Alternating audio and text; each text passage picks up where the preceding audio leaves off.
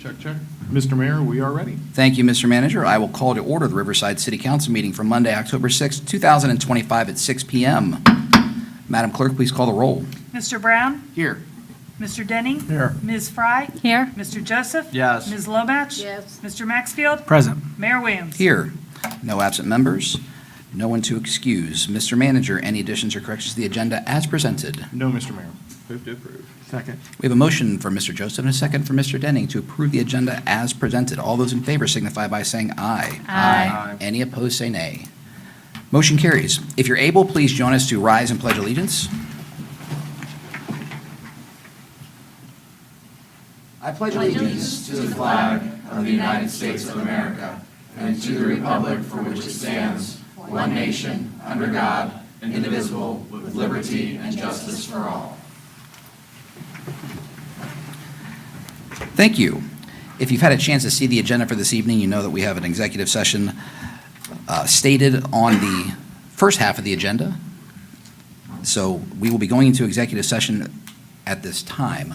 Is there a motion, we will entertain a motion in a second to go into executive session for the reasons stated on the agenda. Second. For the reasons on the agenda. So Mr. Denning made the motion to go into executive session for the reasons stated on the agenda, and the deputy mayor seconded that. Got that, Madam Clerk? All right. You want me to roll call now? Yes, please. Mr. Denning? Yes. Ms. Fry? Yes.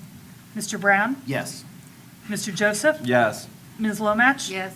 Mr. Maxfield? Yes. Mayor Williams? Yes. We are in executive session at 6:02 PM, and we will be back in a few, folks.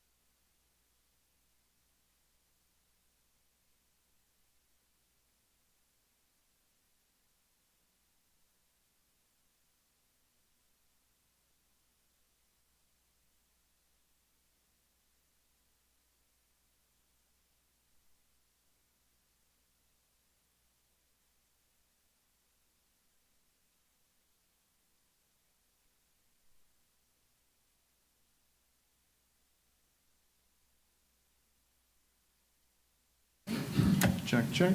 Looks like that's on.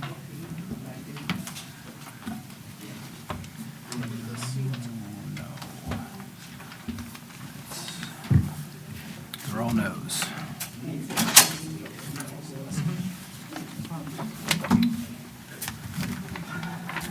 Two more. They're all non-agenda items. All right. Okay.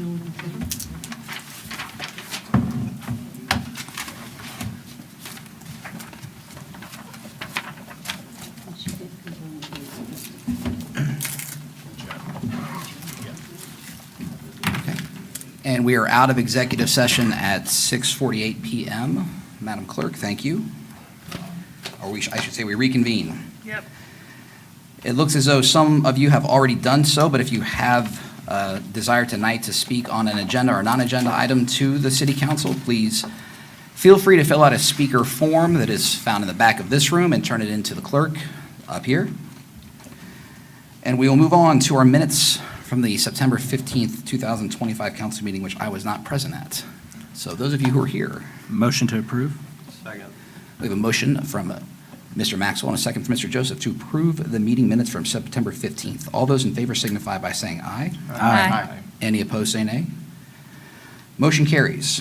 We'll now move on to public comment on agenda items, of which we have none. We have public comment on non-agenda items.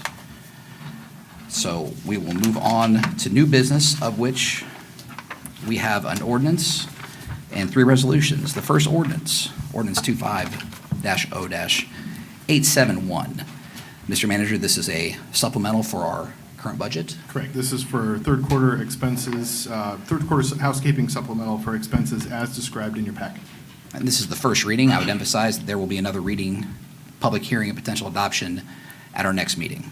Move to approve. Second. All right, we have a motion from Mr. Denning and a second from Mr. Maxfield. The Riverside City Charter allows for a ordinance to be read by title only unless a council member requests otherwise. Madam Clerk, would you please read this ordinance by title only? Ordinance number 25-0871, an ordinance to make supplemental appropriations for current expenses and other expenditures of the city of Riverside, state of Ohio, for the period of January 1 through December 31, 2025. All right, any further discussion from members of council? Hearing none, Madam Clerk, please call the roll. Mr. Denning? Yes. Mr. Maxfield? Yes. Mr. Brown? Yes. Ms. Fry? Yes. Mr. Joseph? Yes. Ms. Lomatch? Yes. Mayor Williams? Yes. Motion carries. We'll now move on to our resolutions. The first one, Resolution 25-R-3052. This is for Hometown Holiday, Mr. Manager, is that correct? Correct. It's the annual council donation to the Hometown Holiday event. I believe it's $250. Move to approve. Second. We have a motion from Mr. Joseph and a second from Ms. Lomatch to approve Resolution 25-R-3052. All those in favor signify by saying aye. Aye. Any opposed, say nay. Motion carries. Our next resolution, Resolution 25-R-3053. This is for MVRPC, Mr. Manager. Correct. This allows us to get in line for STP, Surface Transportation Program funding through MVRPC for the section of Spinning Road from Burkhart North up to Airway. The reason that section was selected was because that's an area where the county went through and replaced a bunch of water lines. There are a ton of street cuts in that section. This fund, and because it's a thoroughfare, which carries a lot of traffic, this would be an eligible roadway under that program. The dollars, if we are awarded, the dollars would not be available until 2030 or 2031. So moved. Second. We have a motion for Ms. Lomatch and a second for Mr. Brown. Is there any further discussion for the resolution? Hearing none, all those in favor of Resolution 25-R-3053 signify by saying aye. Aye. Any opposed, say nay. Motion carries. And the final resolution for this evening is Resolution 25-R-3054. Mr. Manager, this is to do with elevator. This is an emergency repair for the elevator in this building, which needs to have its hydraulic jack completely refabricated. That's not an off-the-shelf part, and we want to be sure that elevator is in service and doesn't trap anybody. Move to approve. Second. We have a motion from Mr. Denning and a second from the Deputy Mayor. All those in favor of Resolution 25-R-3054 signify by saying aye. Aye. Any opposed, say nay. Motion carries. We'll now move on to public comment on non-agenda items, of which we have of 4 people who have turned in slips for this evening. We will begin with Mr. Alan Fletcher of 5201 Huberville. Mr. Fletcher, thank you for being here this evening. Please state your name and address for the record. Please keep your comments at 3 minutes. Thank you. Alan Fletcher, 5201 Huberville Avenue, the old Hartman Mansion depicted here on the wall. Back in August 18th, this council passed a resolution to send about $1.2 million in assessments to Montgomery County Auditor for nuisance abatement fines. I happen to be one of those. My assessment was $54,100. And I had been working with the city, with zoning, and with the lawyer the whole time, trying to get the property under compliance. And after that, I met with the city manager, Josh, who was very, very helpful. And we resolved almost everything. We just had this one issue to me involved, which was the resolution that you passed, which sent the assessment down to the county. And according to the city lawyer, and I'll just quote, says, legally, only council has the legal authority to modify a certified assessment, and only if there's a legal error.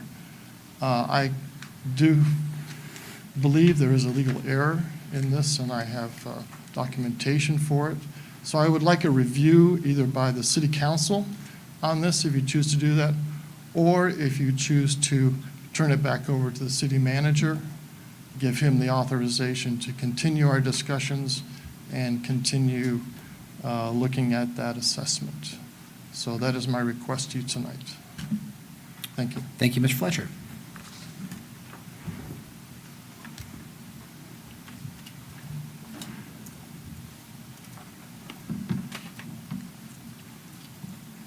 Our next request is from Patricia Centers of 61 Colin Kelly Drive.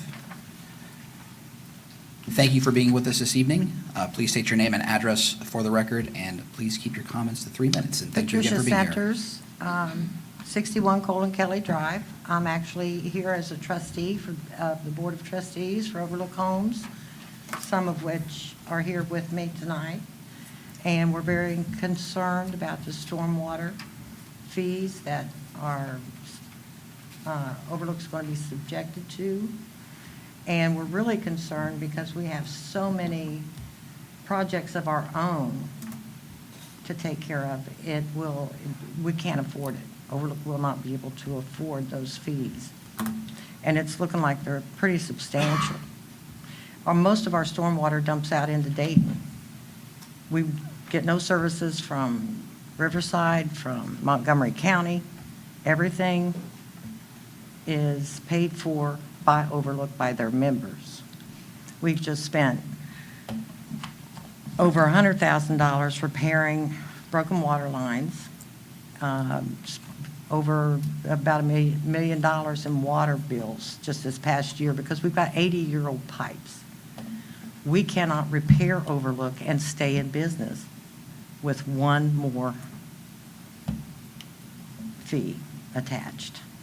We've got to have a break. It will break us. I have a copy of our current financial statement that can show you exactly where we are. I'd be happy to leave it for your consideration. That'd be fine if you want to leave it with the clerk, and she can make sure we all get I a would copy. also like to invite anyone, or all of you, we have a general membership meeting Sunday, this coming Sunday the 12th at 1 o'clock. If anyone would like to come and explain to the members who receive no services from the city, no services from the county, pay over $135,000 a year in property taxes towards the city council, schools, and we receive nothing. But they're asking us to pay over $61,000 a year in stormwater waste. That is not possible for us. You don't receive police and fire service from the city? We do. We pay that on our property tax. Well, I just wanted to clarify. They 'cause don't you- patrol our streets. They don't do parking. They do emergencies, yes, police and fire. Okay, I just wanted to make sure that I was hearing you Yeah, correctly. no, You said we we do. don't receive any services. Police and fire. Okay, Well, I appreciate that But clarification. I'm talking about street cleaning, all the services other cities, residents get, we don't get. We have to provide those ourselves with a full maintenance crew, everything. So we would be paying all this money, receiving no services. Our storm drains, we'd have to fix ourselves. Our pipes, our water lines, all of this is at our expense, the members' expense. But we can't take on one more. Okay, well, we'd be happy to take in the information you have, and you said Sunday, 1 o'clock? Sunday at 1 o'clock. Could I maybe get a commitment? Well, we're just hearing about it for the first I time, but I think understand. getting that information is a good start. I understand. And having your information here is a good contact for us. So, yes, if anyone would like to come and explain to the members, because it's going to cost them, which they can't afford, because we're already in the red. Okay, well, thank you again for being here this evening. If you can hand that to the clerk, and she'll make sure that we get a chance to see those. And we really appreciate if someone would show up. Thank you, Mrs. Centers. Next, we have Mr. Dan Tieford of 15 Beatrice. Mr. Tieford, good evening. Thank you for being with us this evening, and as you know the drill well, please state your name and address for the record, and please keep your comments to 3 minutes. My name is Dan Tieford. I live at 15 Beatrice Drive in Riverside, Ohio. And if I could, I'd like to approach the council and show them something, and then I'll finish my talk. What do you want to show us, Dan? Well, Is it our ticking? property has a woods behind it, or did, Okay. and there's a dump behind it. Real quick timeout. I want to make sure that we can get everything on the record, that the clerk can hear everything when we transcribe There's this. a dump behind our property.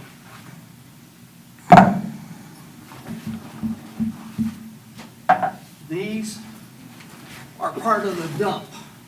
Here, I get this one? Thanks, man. Yeah. it's not metal. It's obsidian.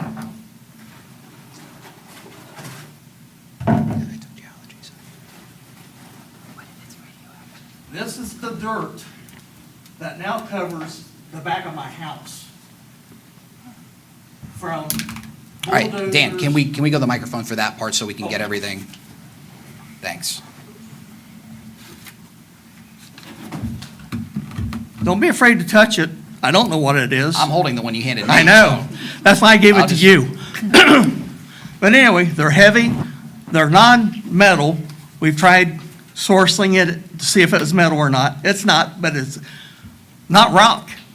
It's been melted, it's been burnt, and it's part of a dump that was back in this woods 60 years ago, 70 years ago.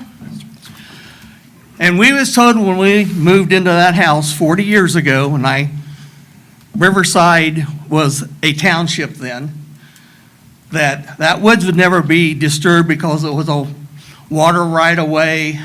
There was a dump back there, so we didn't worry about that woods. Well, now it's been opened up, and they have took the woods mostly out, and they've uncovered the dump. This black ash is flying all over the back of the houses on Beatrice Drive. Is it hazardous? I don't know. I'm having a sample looked at to see what these samples are. I don't have an answer yet. I've talked to some of our Riverside representatives who are supposed to be monitoring what's going on at the new building site. I don't want to say they were ignoring my request, but I'm not getting any feedback. But there's a lot of things going on back there that should be addressed and should be being looked at before it gets too far along. And I have nothing against the people building back there. he bought it, but if he's opening up a dump site that's probably maybe should not have been uncovered, and I've talked to him, he knows nothing about septics and wells. He thought he was gonna hook on the city water and septic or sewage. He has no clue. I don't know what his plans is now. Now he's putting up a fence down his driveway, road, whatever he wants to call what he's putting in.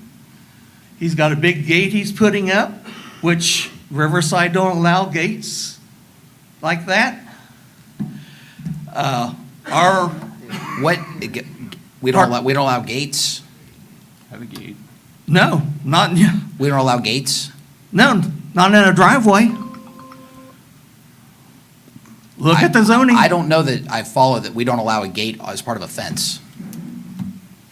Well, you're not allowed to have a gate across your driveway without an ordinance or without, I don't want to say, a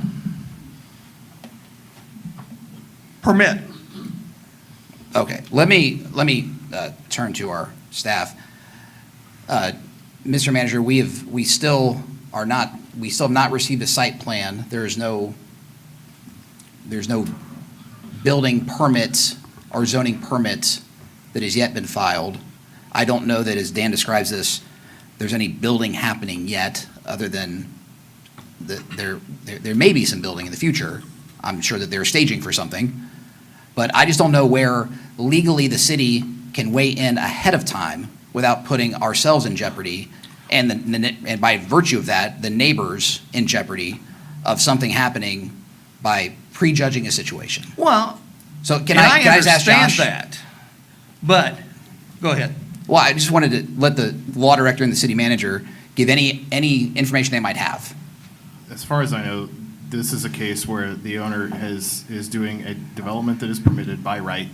And as long as they are, and I believe, as long as they are pulling the appropriate permits through the county, and I know county staff have been out and inspected, and I know Source Water's been out and inspected, our role as the city in this development is limited unless he's doing something, or the property owner is doing something that's not permitted under a by right use. And as far as I'm aware, we're not aware of any violations under the zoning code.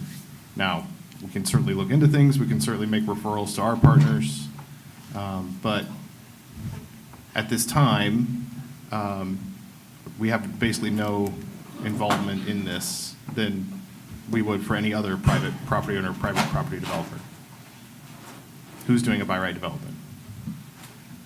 But the consideration of there being a dump that's being excavated, is there I don't know that anything that I'm- needs to be followed up there? But maybe, but I don't know the specifics of this case or that site or enough to tell you tonight, as I sit here today, what we would do about that, other than whenever we come across potential violations, Yes. we make the appropriate referral, whether that's to Source Water or the EPA or the county or another jurisdiction that has, or another organization that has jurisdiction to investigate and then follow up on that. So if what Mr. Tiefert is saying panned out to be, in fact, that there is a dumping excavated, then a referral to the EPA would be appropriate?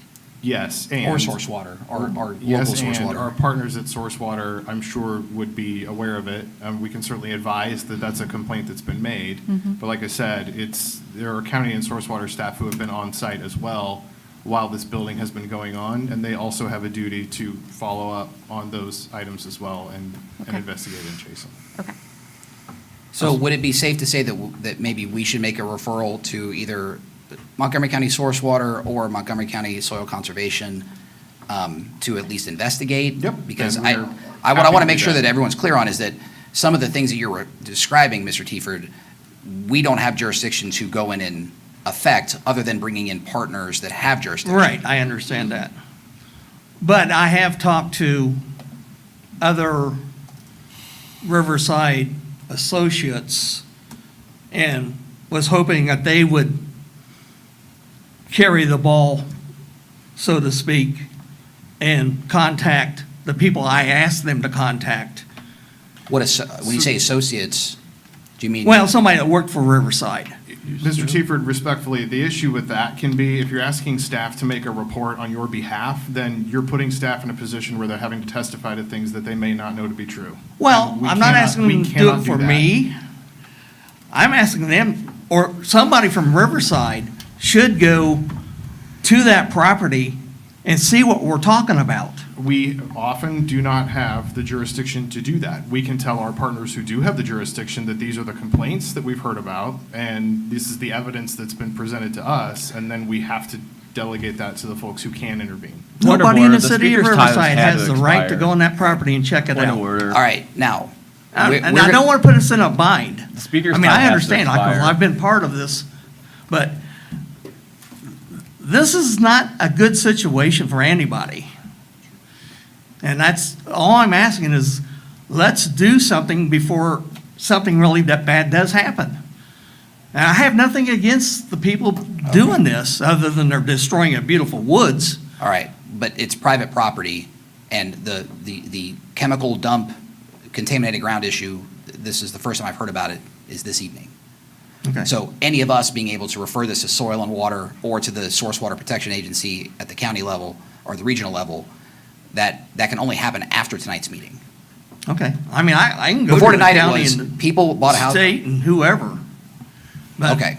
I just. So the council will confer with the city manager and law director about what referrals we could make on tonight's testimony to investigate potential contamination issues on the property in question. Okay, thank you. Mr. Gosnell, Tim Gosnell from 12 Beatrice Drive. Thank you, Mr. Joseph, for reminding me of our rules of speakers. Good evening. Good evening. Thank you for being here tonight. No, thank you for having me. Should have had you go before Dan. Yeah, there you go. That's Unfortunately, all I know right. Dan, but don't hold it against me. I'm totally kidding. I love Dan. 12 Beatrice Drive, Riverside, Ohio.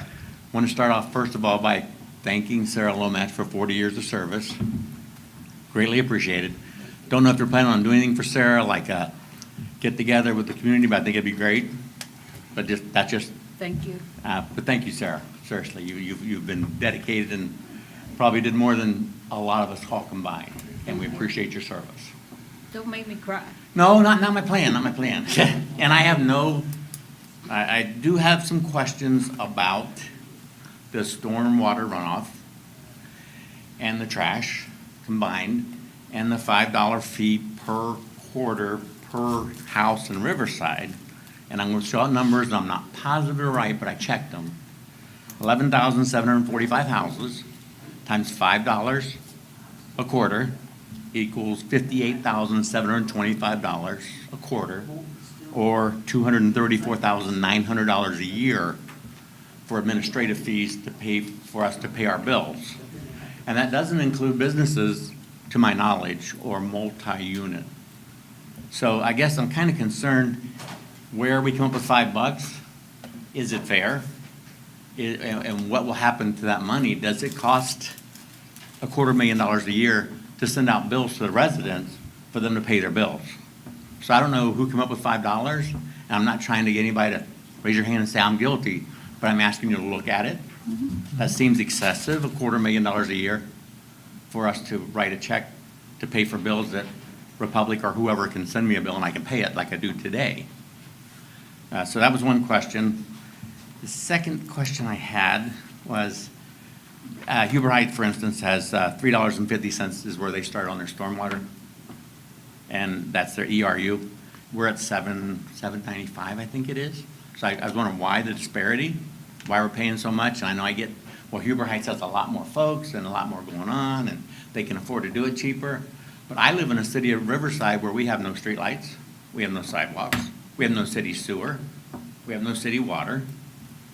I get no services except for police and fire, and I'm going to give it to you, Mayor. Appreciate it. We do have police and fire, but I pay the same, and for the last 30 years I've lived there, I've been told, well, we all got to pay our share. When is enough? Now we're at stormwater fees, right? So that's more money. So I guess my question is, how much effort do we put into how much we're charging? How much is it gonna cost to keep the stormwater systems going? And I don't even have a stormwater system, so I'm basically paying you because it's raining. That's just my thought process. Is there plans to build a stormwater sewer system that's gonna help us all? Because if there is, it's not being said. Nowhere in what you've sent out does it say we're gonna upgrade or we're gonna install a system for areas of Riverside that don't have it. And like I said, I'm not asking for an answer tonight, but it's something I would like for somebody to commit to getting back with me. And I would like for you to please take a look at what you're wanting to charge us. And is it reasonable, number one? And number two, could it be lowered? You just heard from these folks that they can't afford $61,000 a year in stormwater runoff fees, right? I don't know that it costs $250,000 a year to send me a bill for me to pay and all the residents in Riverside bill. If Okay. 11,745 residents is not true, somebody should correct me. I'm fine. If we could, Mr. Gosnell, Yes, sir. I would, as your time expires, I want to be Oh, I'm mindful sorry. of that, but I also want to make sure that we can address, and I look to the city manager and make sure that we answer correctly and that some of the things that maybe people are assuming, I'll start with the trash contract that the city is taking on. Sure. The 11,000 and change residential units is not the amount of properties that we are going to be collecting trash from. I believe it's closer to 9,000. There are between 6,200 and 7,200 accounts for which we will provide residential trash service. So when the census, and I saw the same number when I looked at the census, when they count a housing unit, they might look at a large apartment complex that has 70 apartments as 70 individual housing units. The That's same fine. that you would look at a street and say, there's 10 houses on that side of the street, there's 10 houses on this side of the street. So we are collecting trash from between 6,200 And 7,200 accounts, which is an So- audit that we are currently involved with the hauler to get to a precise number. Yeah, so somewhere between 6,000 and 7,000 residential properties will get their trash collected by the city. And yes, there's a $5 fee, but the $5, I'm sorry, collected by Rumpke under a contract with the city, that the city will pay Rumpke, I don't know if it's monthly, quarterly, Josh might know better than I would. Off the top of my head, we pay them regularly. How's Yeah, that? well, regularly, paid regularly by the city. Sure. And I hope you're paying. the $5 is for the side of staffing that will cover that billing, but also I want to make sure that folks know, because this is, we all pay we're paying the same $5 as everybody else is. What that $5, in my view, and I would love for the city manager to chime in if he feels like I don't cover this correctly, that covers our ability to, A, keep the price lower than it was before because we're not getting charged, as we were with Republic, we're not having to eat the cost of non-payers, which we were on the last contract. So the Republic price was going to go up, the Rumpke price is lower. And if there's an issue with the hauler in the future, and I'm sure there won't be, I'm sure Rumpke will be wonderful and everything will get picked up as it should according to the contract. But if it's not, and there's patterns of things not being done correctly, we directly communicate with the hauler, not asking Sarah or Mike or Brenda. We'll just call their customer service and stay on hold for a half an hour or half of a day. The city can advocate on behalf of our residents. Yes, it's a $5 fee, but the overall price is going to be lower and it's going to be stable. So we've had 5 years of a good price with Republic. We have another 5 years of a good price with Rumpke. That's 10 years of stability. And we now have the ability to directly negotiate and directly affect behavior or non-performance in a way that before customers were on their own. And Josh, did I miss anything? I mean, I think it's better than that in the sense that we can withhold payment. I didn't want to say Right. that part, but. I mean, I will. Yeah. Right now, if you all have a problem with Republic, if I have a problem with Republic, because I'm a Republic customer too, the option is to call the customer service, do the song and dance, and hope they do what they ask. Hope they do what you ask them to do. We are not in the middle of that equation as a city organization. The benefit of the $5 and about having the city in the middle of this transaction is that if the contractor doesn't perform, the city doesn't pay. We can force them to perform in a way that we can't if the relationship is individualized with all of the residents. So that's part of what you're buying with this $5 fee is basically the city can come in and force the hauler to perform according to the terms of the contract in a way that's much more direct than what we can do now, which is basically call them and say, pretty please, because a lot of residents are calling us, which is all we're doing now. And please keep calling because, you know, every time Republic misses a call, we forward it to them, but that's all we can do right now is send a very nice email or call them on the phone repeatedly and say, hey, everybody's complaining. And they say, okay. And that's all we can do because I can't withhold any payment. I hope you guys aren't holding my whole 3 minutes on this because I really do appreciate this conversation. And I want people to hear this. 11,700 is a lot different than 7,200. My guess is we will end up somewhere in the middle of that. And for the record, you know, Somewhere in the middle of what? Between 6,200 and 7,200. Oh, okay. So Okay. somewhere between 6,000 and 7,000 total accounts. And part of what we are working on is to finalize, get to down to brass tacks with the hauler about how many is it, how many accounts is it. But what I will tell you is that within that range, a $5 fee basically covers the share of personnel, software, billing, bank fees, because the other thing that we're going to have to do is pay every time deposits go in and out of our bank account. There's a transaction fee associated with some of that. And the $5 fee, as far as we can tell right now, will cover those amounts. What I'll also say is that we will be the first to recommend if for some reason that administrative fee is higher than our actual costs are by some appreciable amount, we'll recommend that fee be reduced. The point of the fee is to cover the administrative costs. It is not a profit center for the city. And I didn't imply that it was a profit center. I just couldn't figure out, based on the numbers I had, how it takes $250,000 a year to administer a program. That today I pay my bill when it comes due from Republic, right? So I don't have that option anymore. I have to pay $5 to Riverside every quarter. And that also goes along with the stormwater fee that I didn't ask for, right? So I guess my whole question and the whole thing was, are we sure that that's a fair number, what we're charging for the stormwater runoff? And are we sure that the administrative fee is that's all I was asking was the question. I think I'm Yeah. being very polite about it. I'm not trying to. Oh, Yeah. I certainly agree, and this is the kind of discussion that we want to be able to have at these meetings, and you've given us a great opportunity to explain an answer to some of the questions that you have. I would say on the stormwater side, Josh, I know that at previous meetings, we talked about the stormwater study that was done in 2015 by the city, and the amount of work that goes into the daily operations of the service department as it sits right now without a unified storm district or storm program, other than just trying to kind of put out fires and abate issues as they pop up when there's large rain events. Yeah, and we're going to talk about this a little more as we get deeper into budget, but the long and short is, in terms of people costs alone, you know, the city is spending between $300,000 and $400,000 a year in stormwater work. Whether you see it or not, I mean, if we're out doing any kind of culvert repair, curb and gutter replacement, we could be dredging a ditch along the side of the road.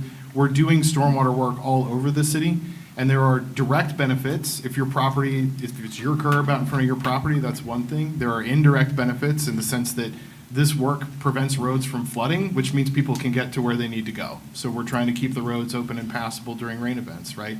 So you may benefit directly or indirectly, but everybody benefits from I don't know. I passable don't roads. know if it with no curbs or anything like that. So I guess. Well, I mean, if you're trying to leave your driveway and get to the grocery store, we got to be sure you can get there without flooding out, right? Well, So that's the idea. Okay. And in terms of the personnel costs, but also what we would need to even do capital projects, the target amount of revenue, as we discussed several times over the last several years, was to try to bring in around $2 million to fund the operating and capital costs of a stormwater program. So will there eventually be upgrades in for areas like mine that doesn't have stormwater runoff? Ideally, yes. Ideally. Okay. Because what you do is you set the program and the structure up so that you have a recurring revenue source from which you can make investments in the community.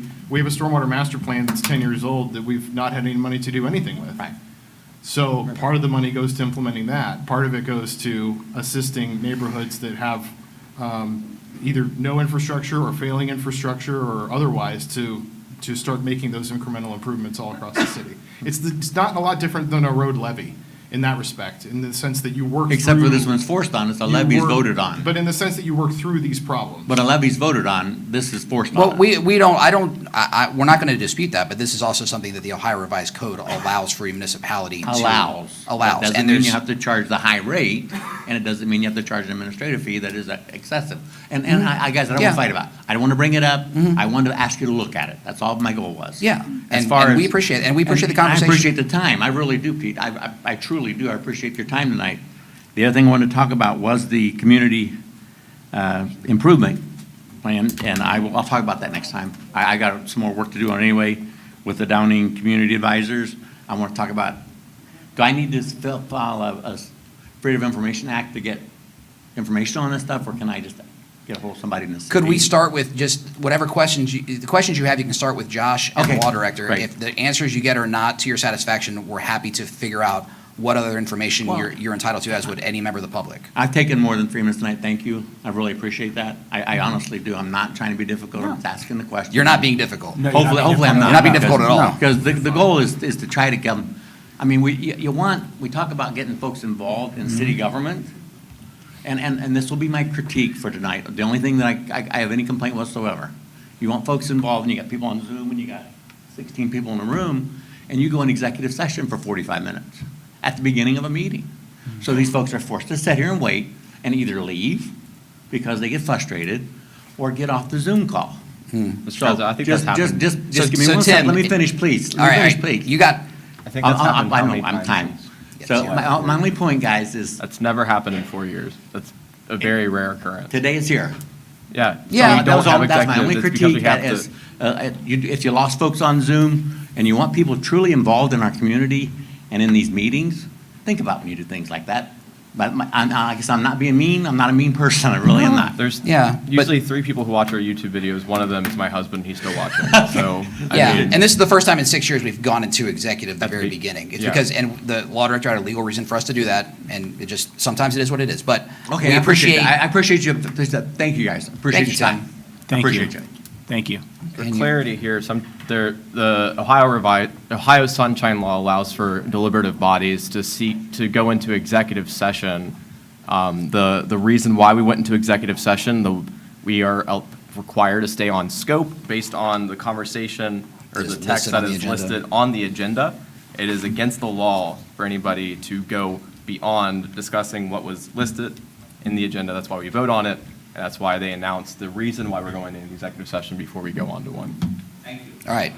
And lastly, we have Frida Patterson of 335 Marjorie would like to speak tonight. Frida, thank you for your patience with us tonight. Thank you for being here, and welcome. Frida Patterson, 335 Marjorie Avenue, Riverside, Ohio. First of all, Steve Gaby couldn't be here tonight. He's out of town, and this was something that him and I were both made aware of today, and that had he have been here, he was going to mention. So I want to know the same thing, so I'm kind of asking for both of us. We were just informed of a situation that was brought up before, and I believe it's the Phyllis, is the name of the street Phyllis House? PNC Court. 1514 Phyllis Yes, Avenue? the court issue. Previously, we were told it was a mistake and everything was kind of all good. It just had to go through the process. And now we're finding out that it looks like Riverside had to pay $65,000 for the house because of the damage they did, and also $10,000 in attorney fees. So we would like to know who was actually responsible for what occurred that cost us now to lose $75,000 of our taxes we pay. Absolutely, and I will look to the law director to ask how much of this we can share, and would only give a bit of a spoiler that maybe some of that information wasn't exactly what has occurred, but I'll let Jim talk. Thank you, Mr. Mayor. So the case began as a nuisance case, and litigation was initiated against the city, disputing essentially the nuisance case. That's kind of the short story of how the case began. The city engaged in a mediation with the owner, which is PNC Bank. The city determined that aligned with its comprehensive plan, because of the corridor where that structure sits in, that it would actually be beneficial for economic development to acquire that property. So funding was lined up through the Community Development Block Grant funds that are released by the county. They come from federal agencies. So there was a mediation to determine the amount of value for the property. That was what's reflected on the settlement agreement, is that the amount of funding that stream that will be applied to a direct acquisition for the purposes of economic development to essentially reduce blight and foreclosed and vacant properties, which is the purpose of the CDBG grant funding, has been agreed upon by all parties to use that funding stream. So it's not money that's being expended from the any sort of budget that the city has, any line item or any sort of fund. This is grant funding that is for the particular purpose of fighting blight and eliminating these types of vacant nuisance structures. So the way the settlement agreement reads doesn't necessarily speak to the mechanics of where the funding stream is coming from, but it's not as if the city is writing a check for that amount and it came out of nowhere. It was an agreed upon resolution so that the city can essentially fix the nuisance case by acquiring the property and refurbishing it to a productive use. So the grant money, there was no match from the city's side? The grant funding is 100% grant funding with zero match, and it's specifically been awarded and earmarked for this particular acquisition project. Okay, so the only thing Riverside's actually out is the 10,000 attorney fees. That's a little bit of a misnomer because in order to settle the case, that's still part of the grant funding, but it's labeled in that way as a concession with the plaintiff as part of the mediated and agreed upon settlement. It's all funding that comes from the same grant source. Okay. That's not an out-of-pocket expense. So is this another property we plan on handing over to the CIC, since it's all in that same area? I don't know that, well, I don't want to speak for the CIC. yeah, and I would also look to Jim because while the agreement between both parties has been reached and the funding, as Jim outlined, the dollar amount that you see was basically based on the amount of money that the Montgomery County was going to give us to get the property and I believe tear down the property or to abate the nuisance. I don't know that it's also then going to automatically pivot to another, to being one of the properties the CIC would take to try to market or something like that. But that would be a conversation for In the another day. future. But basically, what I'm glad that Jim had the chance to outline is that this was a property that we were trying to find a good resolution for because of the nuisance structure, and our staff was able to get free money from the county through CDBG, and then the agreement that you read about in the court docket reflects that exact number because that's how the two parties came to that number. That's the amount of money that we're going to get from the CDBG county money for free to get rid of this, to get the property from PNC and for us to take care of the property, which is to say, take down the structure. And in the future, we're not going to do this again and get ourselves into this mess. But I don't know that we were in a mess. Well, I don't know that. Well, we were until apparently this grant come in and saved us. So, Mr. Mayor, let me clarify that because we were strenuously, and if you review the briefing prior to that, when the litigation was filed, I'm very confident that on the merits, that the case that the city had to support the nuisance determination, the building's a mess, and it's clearly a nuisance. However, PNC, being a bank with unlimited resources, decided that instead of abating the nuisance on its own, its best practice was to go ahead and sue the city.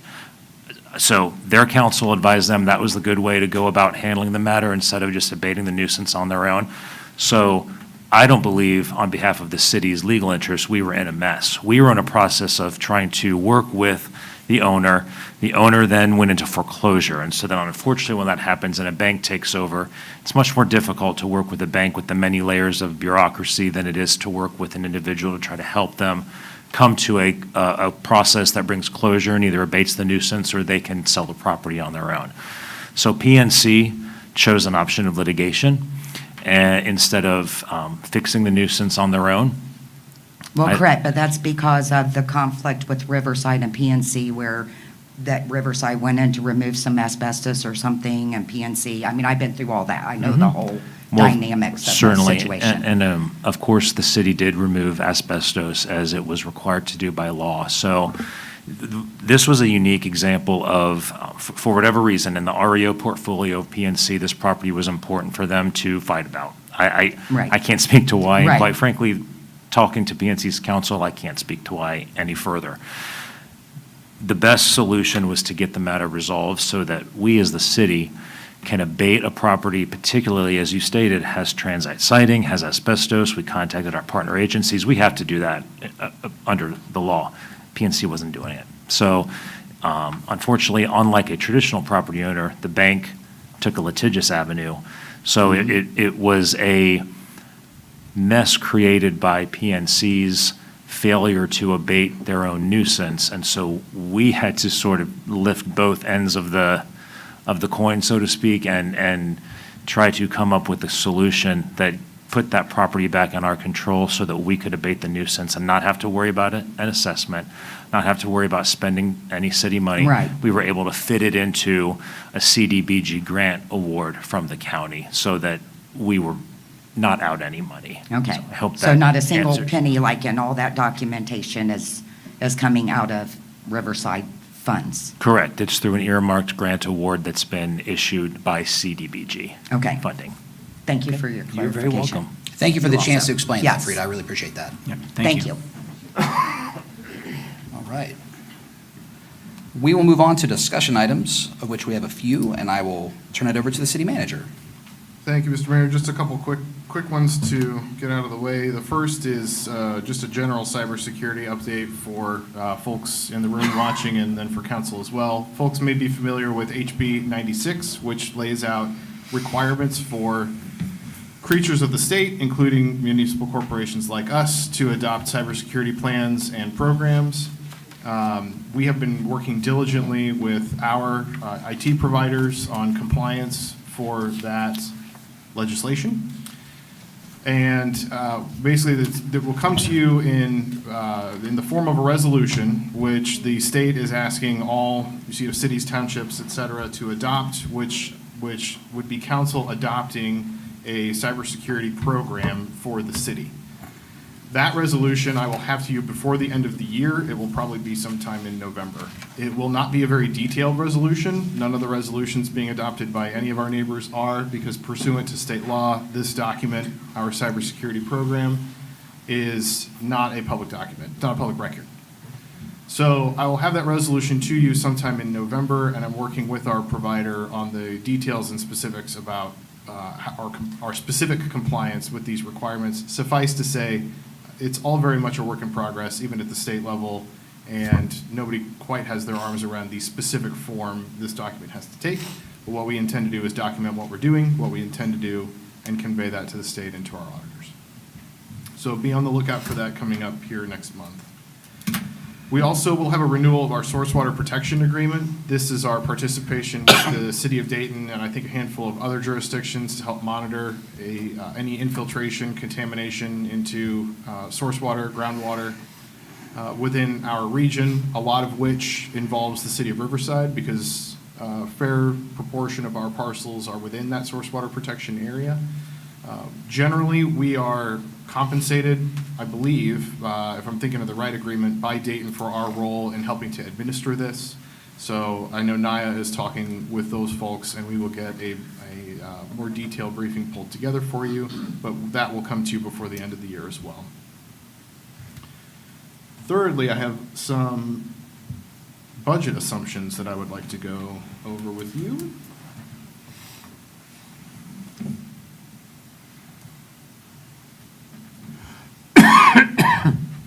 So I'd like to take just a kind of a step back as we kick off budget season. So it's October already, which is hard to believe, and I kind of want to start from a similar place where we started this conversation last year, where the goal of tonight's conversation is really to run through the high-level assumptions that we use when we put the budget together, have a conversation about that. Ideally, we will be at a place where within the next 2 weeks, the second October meeting, Larry and I will be in front of you with some firmer numbers as far as how we're looking, coming into the last quarter of the year and what that means for the budget going into next year. And then ideally in November, we will have the draft budget book available for you to adopt along with the annual appropriations ordinance. So this is very much a kickoff to the conversation about budget, and I wanted to introduce that with two callbacks. Anybody who's watching or who's in attendance who participated in the Citizens Academy will probably remember me hammering over and over and over again, which is there are two quotes that I think really define the budget process for municipalities and particularly for us. The first of which is a quote by John Muir, which is when we try to pick out anything by itself, we find it hitched to everything else in the universe, which is to say we have one pot of money. That money can only be stretched in so many directions before you can't stretch it anymore. And if you take from one end, it takes from the other, right? The other side is, the other quote, is there ain't no such thing as a free lunch, which means any of the goals, objectives, policy, directives that you pass that have an implication on staffing, operations, capital, service, those all cost money. Even grants. We get grants from the federal government. Those cost money to administer in the sense that there's overhead. We have to fill out forms and reports for the Safe Streets for All program. A large part of my time was absorbed in documenting and then submitting all the forms that I needed in order for us to be paid by the federal government. So even when you get free money, it's not free in the sense that there's usually an overhead price tag attached to that. 'Cause we have And to- it's all our money. I remind people all the time, there is no free money, and there is no free ride. It's all our money, whether it's federal, state, county, whatever. So using the word free money is not in my vocabulary. Well, I think too that just candidly, it implies that there are silver bullets that solve problems. And in my experience, there are no silver bullets that solve problems. Everything comes with a trade-off. So I'll briefly run through just some of the overall strategic goals, revenue expense assumptions that we have for this budget cycle, and then we'll talk very briefly about next steps. So coming back again to basics, in 2022, the council adopted a 23, the council adopted a strategic plan earlier that year, which laid out 4 focus areas that the council wanted to target. That included governance, infrastructure, public safety, and economic development. And we identified, or council identified as part of that process, different subcategories inside each of these to focus on. One of the most standout ones, I think, in my view, is the notion that financial sustainability is a key component of good governance, and that was a major priority for this council, and that's really where a lot of our time has been focused the last several years in terms of looking at revenue streams, being very mindful of expenses, and trying to create capacity to solve problems and identify other revenue solutions to help keep the ball rolling and keep the city solvent. So just a few different tasks or goals or initiatives that came out of this strategic plan. For example, we were talking, well, certainly before the strategic plan, but during the strategic planning process about stormwater utility fees, about continuing our transparency initiatives with ClearGov, with drafting these budget books, with getting all that out online. And I'm proud to say that over the last several years, we have a lot of that in place now. You can go pull our budget from 2024 and 2025. We'll do the same thing here for 2026. And again, advancing where we can, infrastructure initiatives like the Woodman Corridor, et cetera, et cetera.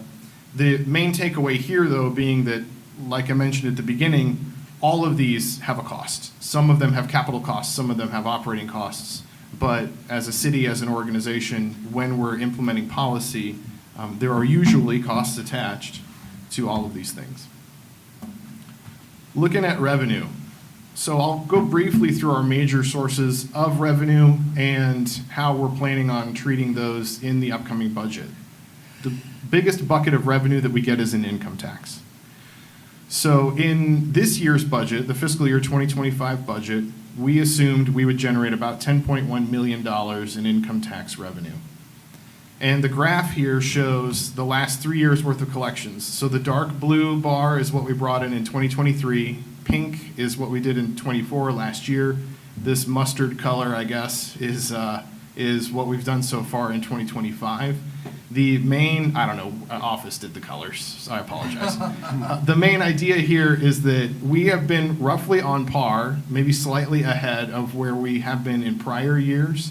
But there's a caveat here. We're currently on track actually to bring in closer to $11 million. But the reason for that is due to the timing of income tax payments. What happened is normally, we get 4 payments a year from our income tax provider, from CCA. Or excuse me, is this DFAS? It is DFAS. Excuse me, yes, I apologize. So DFAS is the defense payroll processor that pays us income tax. So normally we get 4 of those payments a year. Last year we got 3. They paid us the 4th after January 1st of this year, which means this year is going to look like we're bringing in a ton of income tax, but actually it's not most of it, a chunk of it was from last year. Follow me so far? Yeah. So what we are going to assume in this year's budget is if you take that extra payment out that we should have gotten last year, we'll probably land closer to $10.6 million.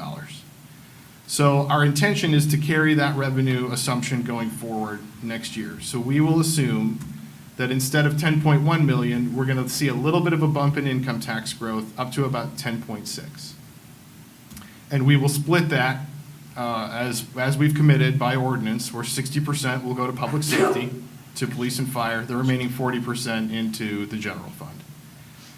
We will also continue to allocate collections costs across those funds so that we help distribute the cost of that collection. On property tax, our budget this year, I believe, estimated around $2.5 million. And property taxes are a bit more complicated. I'd encourage anybody that hasn't checked out the property tax section of our city budget to go give it a look. We have a nice little comparison table that shows our collection rates compared to several of our neighbors, our percentage as a function of your property tax bill. I do intend to update that this year. And we have a similar comparison on the income tax side as well. I hope that it's insightful for folks. And again, we will revisit and update those numbers as these things have changed in our region. We're currently on track to do about what we budgeted in property tax, and our intention is to basically keep that flat going into next year. So we'll assume around $2.5 million in total collections. There are minor bumps inside general fund, fire fund, and police fund. It's maybe $20,000 in each one. It's relatively minimal. So we're going to keep it pretty close to flat going into next year as well. Josh, sorry to. No, you're good.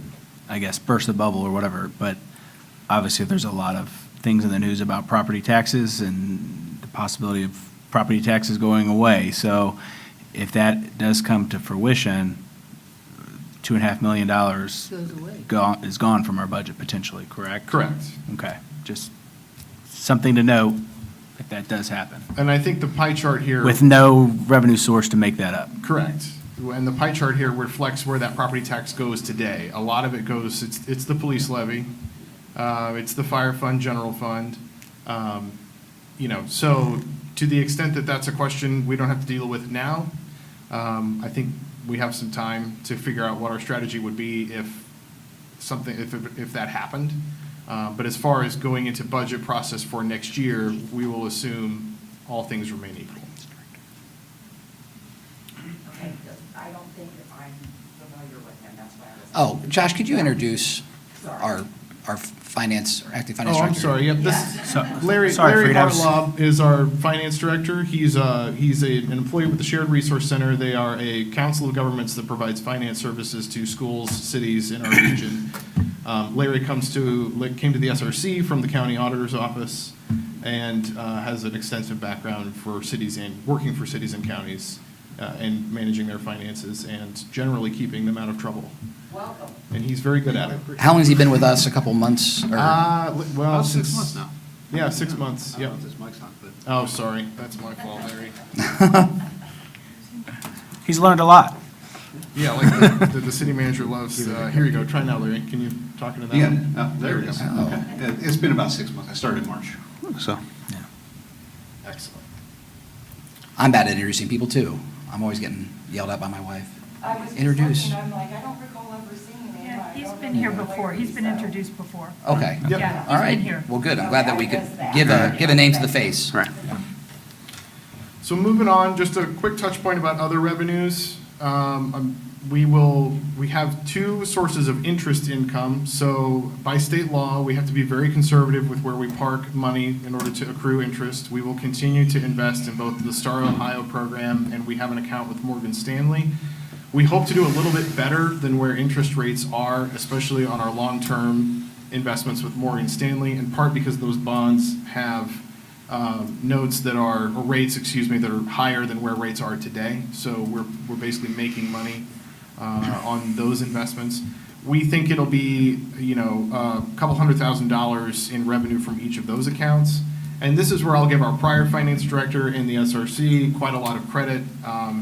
We have been very, very proactive about investing the cash that we have to make as much return as practical in order to, again, make sure that we have as much revenue coming in to help support our operations as possible. So it's part of the due diligence piece. We're also assuming about $1 million in annual collections through EMS billing fees. Those are the bills that we send out if we transport somebody from another community to the hospital. Typically, it's insurances that pay for those bills. We switched providers earlier in the year, and our new provider has been much more proactive and has had a higher collections rate. Last year, we budgeted, I believe, closer to $800,000. We're on track to do about $1 million this year under the new provider, so we'll maintain that assumption next year as well.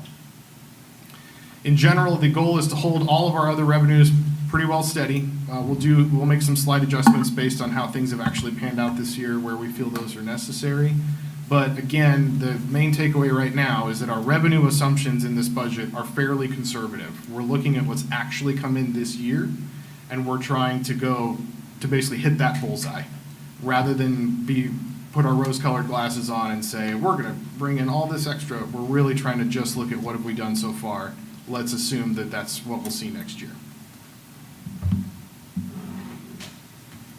As far as expense assumptions, so personnel are always the most expensive outlay of any municipal government.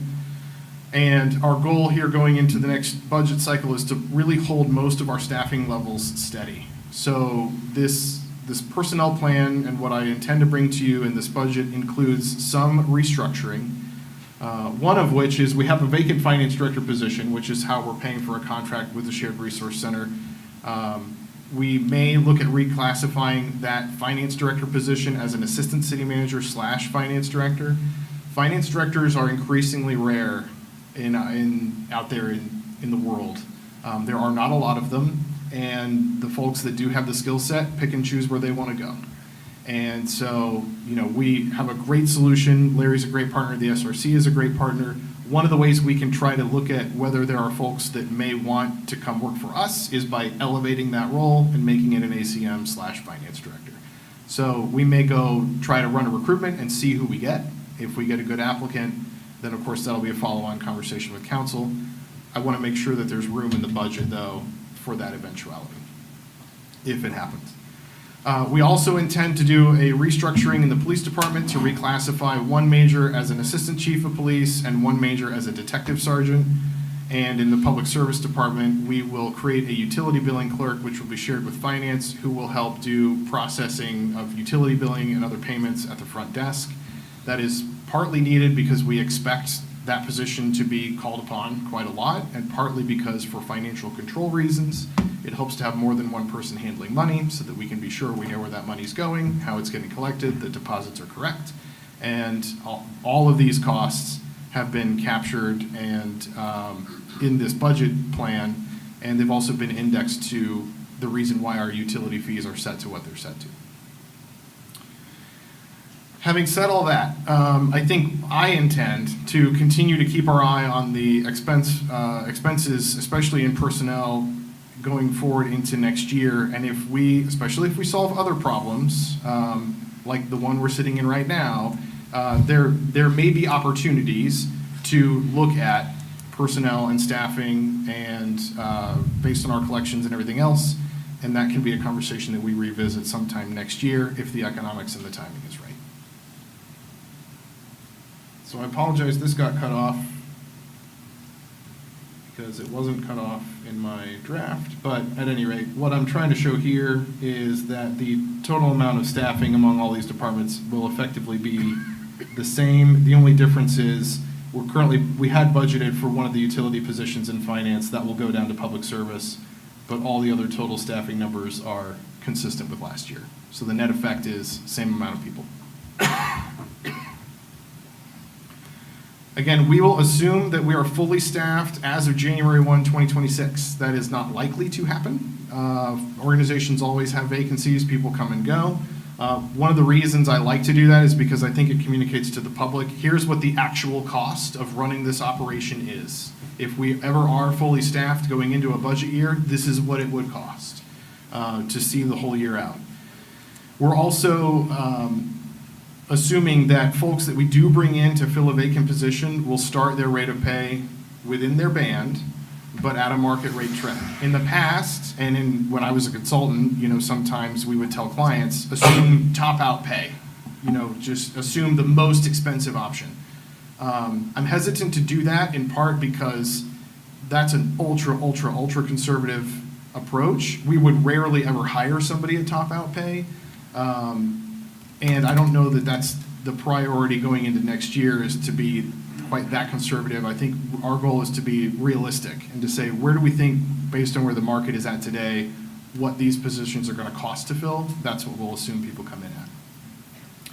We also, due to contractual changes with police and fire, we've been living through sort of how overtime, but also holiday payments have actually hit our books. So we're going to look at actuals this year, carry those forward into next year, and try to be more on target with where those budget line items will end up.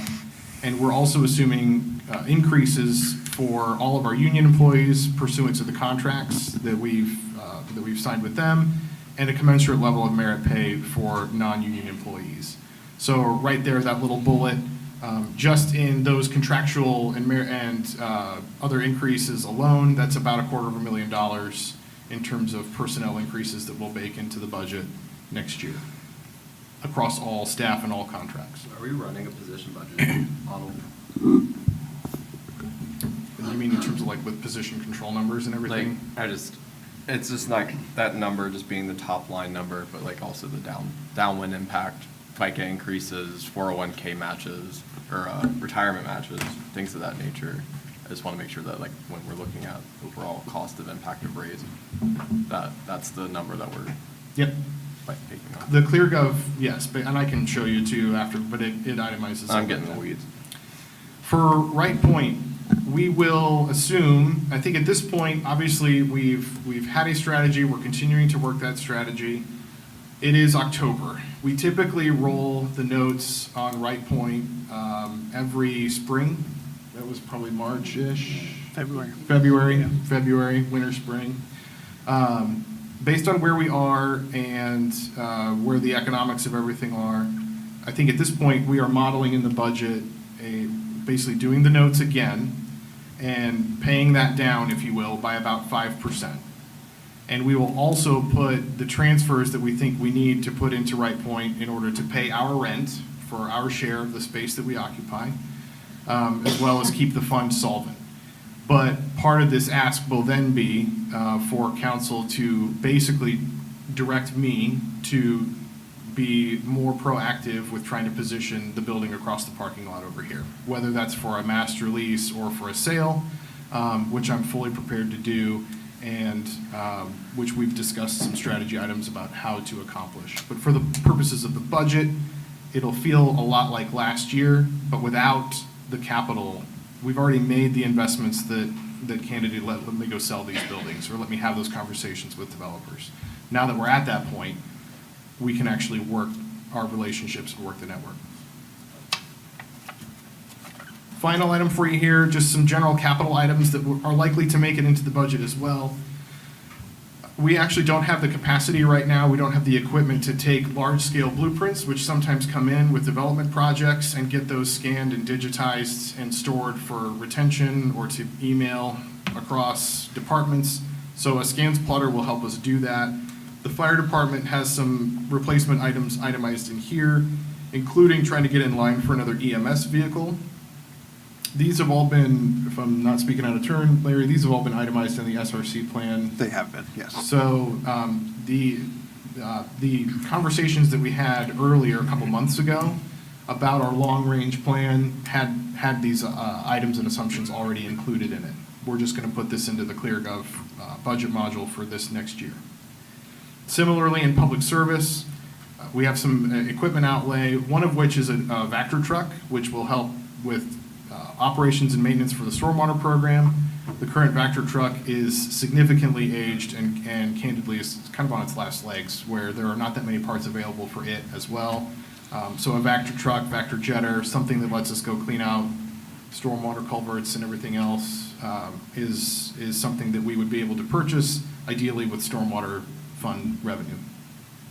And then in the police department, sort of miscellaneous odds and ends, we will continue the cruiser lease program, set aside some money for detective vehicles, and then taser replacements. Our tasers are, I think, more than 10 years old and are no longer supported by their manufacturer. So this just gives our folks what they need to have that safety and assurance when they're out doing their jobs every day. So as far as next steps, we will take this set of assumptions and continue importing this into our ClearGov budget, which is what I'll use to show you firmer numbers, and then to build out our budget book in the future. Again, the idea would be to ideally have those numbers mostly finalized by the 20th of this month so that we can get in front of you with the budget book in November. If we have the need to push that calendar back, we still have a month. We would have all of December to continue the conversation. But given that this budget year really feels like last year's budget, we're kind of holding status quo here for a minute. It should be relatively straightforward to take these assumptions and get them into a budget book in short order. So that is our plan as of now, and I'm happy to answer any questions that you have about the budget.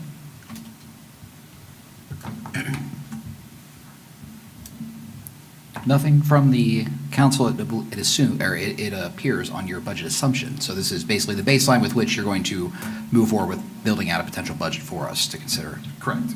So we'll All right. proceed in that direction, and then I'll be in front of you in 2 weeks with an update. Okay, and then Just very quickly on other the items. very brief. Always brief. I mean, Always if brief other items. People don't want to listen to me talk for another hour? I mean, no. Couple items. So we have gotten lots of calls from folks about Republic Services, sort of timely. About trash collection. Please continue to call us. We do pass those on to Republic. But we did get another set of calls about folks that may have prepaid bills for 2026. I was just informed by Beth that I have something in writing from Republic that is a commitment from them to refund any services paid beyond December 31st of this year. So we do have something on letterhead from them that says if you have paid in advance, they will refund it. Again, we will dive into the mechanics of that, but I did want to let folks know that we at least had that commitment from them in writing. So that's another way that we continue to push and leverage our relationship with them. Secondly, it's been, I think, several months, but I know that Planning Commission and BZA had also discussed the option to maybe have alternates serve on those boards and commissions. An alternate would be somebody who wants to serve on Planning Commission or BZA, but let's say it's fully staffed, if you will, all the positions are filled. An alternate would be designated or appointed by council to step in if somebody has an extended leave of absence or is otherwise unable to make a meeting. It's a pretty common practice in some of our neighboring communities as well. I'm advised by Jim that we have everything in place to move forward with that. So all that is to say, there's a bit of an open call at this point. If there are folks out in the community who want to become more involved in Planning Commission and BZA, we have the opportunities available to you. We will do interviews and build out an alternates list and get those appointments in front of council. I do think it's just another good way for people to get to know the inner workings of the city a little bit more and in a more detailed way. So the invitation's out there, and feel free to call and get in touch with either me or Naya, and we will get that squared away. Last is just Beggars Night. We did have some questions. It is October 31st this year. It is Friday. Friday. 6 p.m. to 8 p.m., which is very consistent with what the rest of the region is doing. That's all I have. All right, thank you, Mr. Manager, and we will move on before we adjourn to any council member discussion points. Is there any council member who would like to bring up any topic to discuss with their time? Ms. Lomatch, yes. Yes, of course, I had MVRPC this week, and we continue on with our Safe Streets. When you hear 2030, it sounds pretty awesome. However, many of our people that live here and in other communities don't understand how long it takes to put major packages of funding together. It doesn't happen overnight, and it takes lots of work on the part of staff, and we have a great staff downtown at MVRPC that work very diligently to make sure that it's even across the board and that all communities get their fair share. And I hope that as I depart, that you folks will continue to participate in MVRPC because it means a lot to this community, those buckets of money that are available. And I would like to invite everybody to participate in a candidates night. Both city council and school board members will be available. Hopefully, everyone can show up on the 16th, a Thursday evening at 6 o'clock at the gym on Valley Street. We won't be serving any food at the gym. It'll just be an opportunity for folks to come, and each candidate will be given 3 to 5 minutes to introduce themselves, and then we will have some question and answer segments in between the city council and the school board candidates. Hopefully, we can keep the whole event into approximately an hour and a half. And I hope that citizens will come out and take an opportunity to get involved and meet those that are willing to put themselves out there. It's not easy. As you all know, I've done it for a long time, and it's a lot of pleasure and a lot of pain. So probably equal parts of both.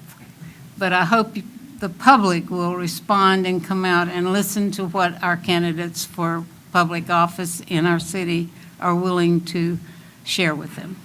Thank you. All right. Mr. Brown, anything? Nothing from me, thank you. I'll just go down the line. I want to thank the Stebbins Student Senate for the wonderful job they did decorating my front yard with flamingos. I have my own opinions about feathered friends in our neighborhoods, but I was very happy to see those flamingos. And my sons were a little surprised when they looked out front. You got flocked? I got flocked. Nice. 11 o'clock at night. Dad, what is that? What are those? Good question. Well, they look pretty nice. I saw them on Facebook. Yeah, they did a good job, and they were very efficient, man. Those kids were in and out like samurais. But we're also very happy to support this fundraiser that the Stebbins Student Senate is putting on with this fun activity. And thank you, Officer Nick, for giving me a little bit of a heads up that there might be a bunch of flamingos in your front yard tomorrow night, Pete. And he was right. But thank you to the students. They did a great job, and it provided us with a lot of fun. And happy to support their efforts. So thank you, Stebbins Student Senate. Mr. Maxfield. Well, my daughter is on Student Senate, although I wasn't the one who helped flock your yard. I did get to flock. Yeah, I didn't see any I'm eggs. very scared to say the word flock because I'm afraid I'm going to say something else. But I didn't have any broken eggs on my luckily I didn't get garage shot. door. They were actually home, and we had to kind of ruin the surprise. But I had that fun experience with my daughter, so it's pretty cool. But also I want to thank the city, police, service department, everything for helping put on, working with the school district to put on the homecoming parade. Absolutely. I know it's not easy to kind of close down part of Valley and part of Harshman for that, but it's a great event and great, the schools does a lot for our community. And I think it's a nice way for us to help return that favor for the homecoming parade. It was a nice event to see all the kids with their floats and all the organizations that have to be a part of that. So thank you to all the staff of the city for helping put that together. And a big win on Friday. It was a very big win. Yeah. Yeah, as was Carroll. No. Didn't have a big win. It's all right. Not our year.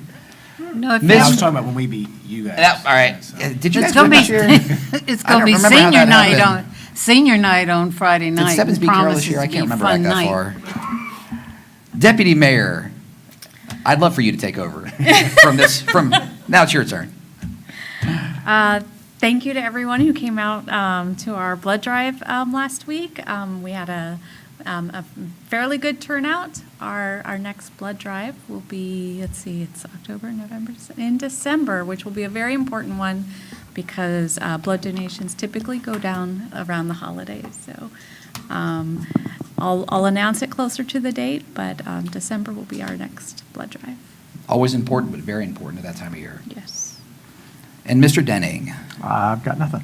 All right, visit the haunted house, I'll say that. Yeah. Oh, Come well, on. It's our 40th Oh, season, the and matinee. When's the matinee is the 18th, That's always a nice the event. third, for the third those- Saturday. Right. It's kind of it's a time to bring the younger kids in so they can tour the house with all the lights on, and they get to trick or treat through the house, and usually there's a touch a truck and all kinds of other things going on outside, so. I'm come on bringing a down. big group on the 25th after the St. Helens bonfire, so excited to be at the J.C.'s haunted house.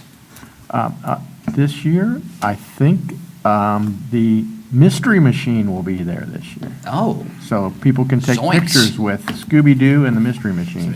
What is the time about? Noon to 4. Katie heard it when I said zoinks for the Mystery Machine, the Scooby-Doo. It'll be in the minutes. Yeah, add in ha ha ha from Yeah, there was some laughter. 3 HA. Jinkies. Thank you, Madam Clerk. You should put yourself in the minutes for that one. Oh, I will. All right. Well, with nothing else, we will be adjourned at 8:09 PM. Thank you, everyone who joined us tonight. Have a great evening.